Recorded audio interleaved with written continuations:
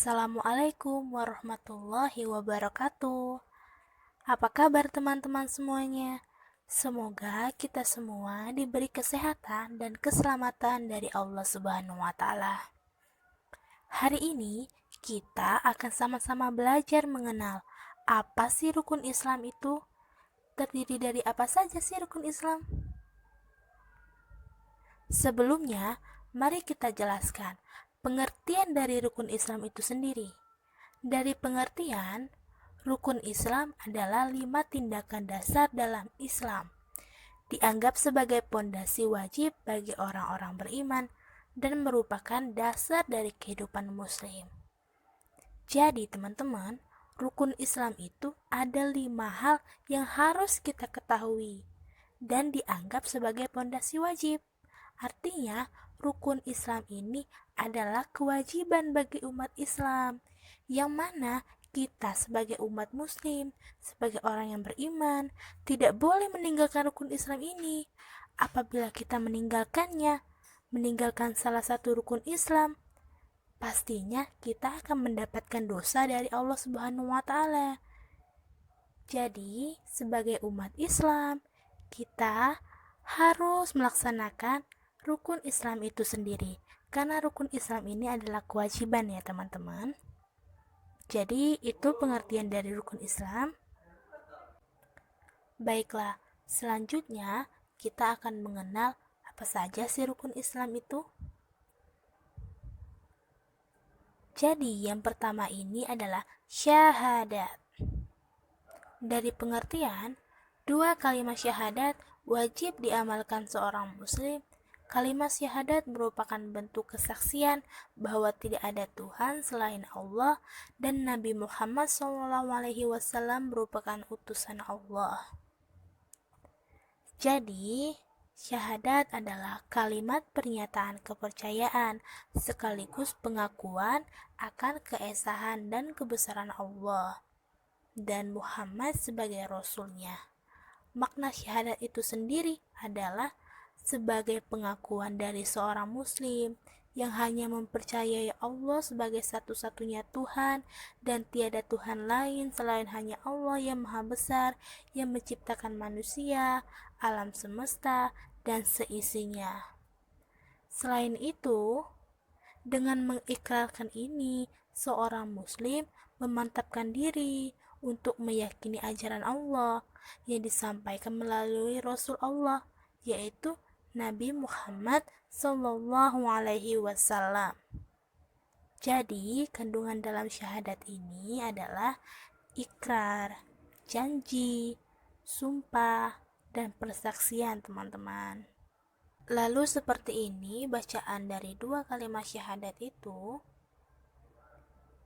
Asyhadu an la ilaha illallah wa asyhadu anna Muhammadar Rasulullah, yang artinya aku bersaksi bahwa tiada Tuhan selain Allah dan aku bersaksi bahwa Muhammad adalah Rasul utusan Allah.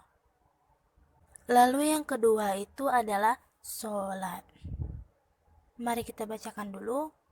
Seseorang yang beragama Islam wajib untuk melakukan sholat 5 waktu, yakni subuh, zuhur, asar, maghrib, dan isya.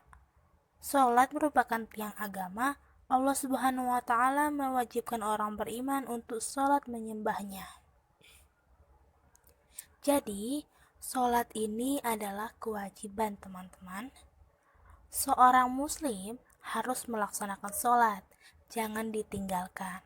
Dengan sholat, kita akan selalu dekat dengan ridhonya Allah. Allah sangat menyukai orang yang selalu menyembahnya. Jadi, sholat ini adalah tiang agama. Jadi, ibaratkan sebuah rumah nih. Jika tidak ada tiangnya, maka rumah tersebut akan jatuh, roboh, dan rusak. Sama halnya seperti sholat. Jika kita tidak pernah sholat, sholat selalu ditinggalkan, bolong-bolong. Jadi sholat itu ibaratkan tiangnya. Kalau tiangnya tidak ada, seperti halnya kita tidak pernah sholat tadi, maka sama saja kita merobohkan dan merusak dari agama. Jadi kita sebagai muslim harus menyempurnakan sholat ya teman-teman. Jadi sholat itu ada 5 waktu. Seperti disebutkan tadi, ada subuh, zuhur, asar, maghrib, dan isya.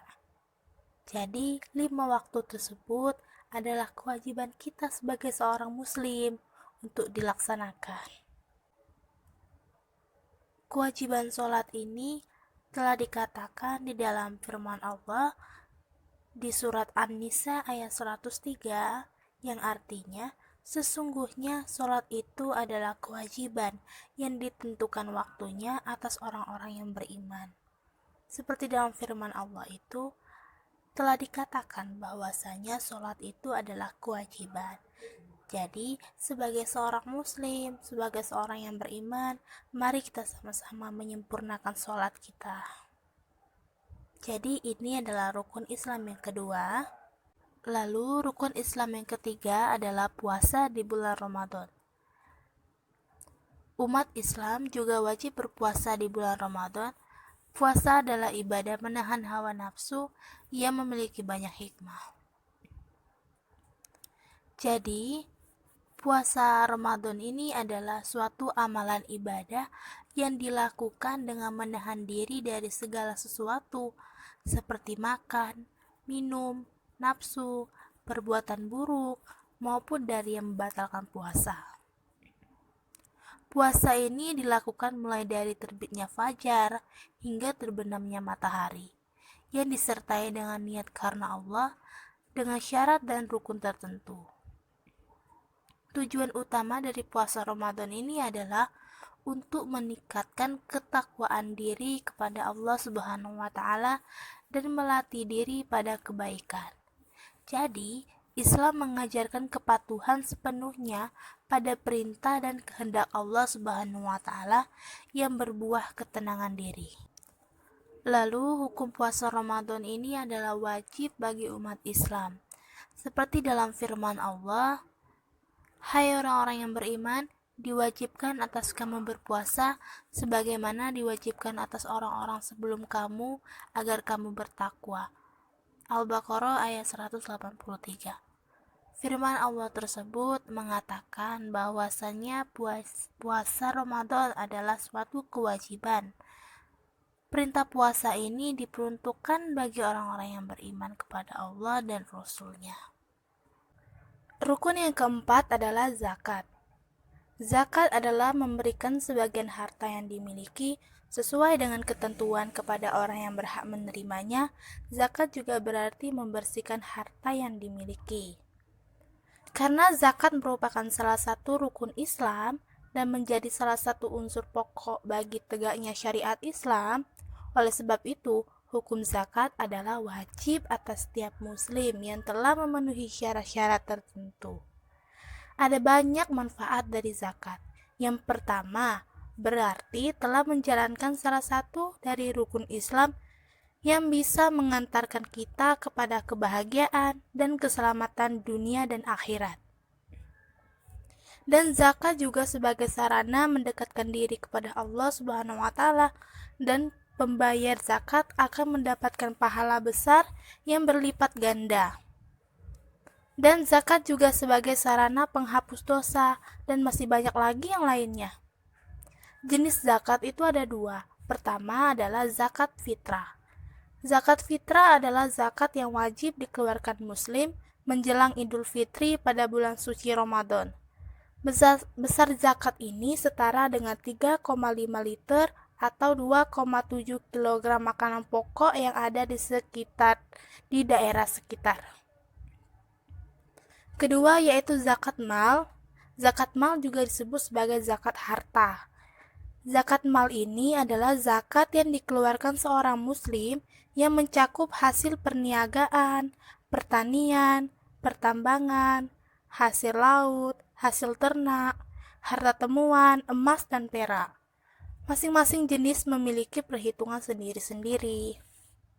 Pihak yang berhak menerima zakat adalah seperti fakir, miskin, amil mu'alaf, hamba sahaya, gorim, fisabilillah, dan ibnu sabil. Hukum zakat seperti dalam dalil ini, Rasulullah telah mewajibkan mengeluarkan zakat fitrah pada bulan Ramadan kepada setiap manusia.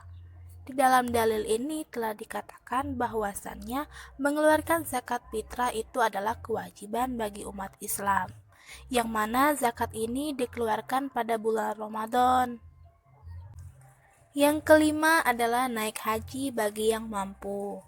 Naik haji bagi yang mampu adalah rukun Islam yang terakhir. Allah mengundang umatnya yang mampu untuk datang ke Baitullah di Mekah pada bulan haji, yaitu bulan Zulhijjah.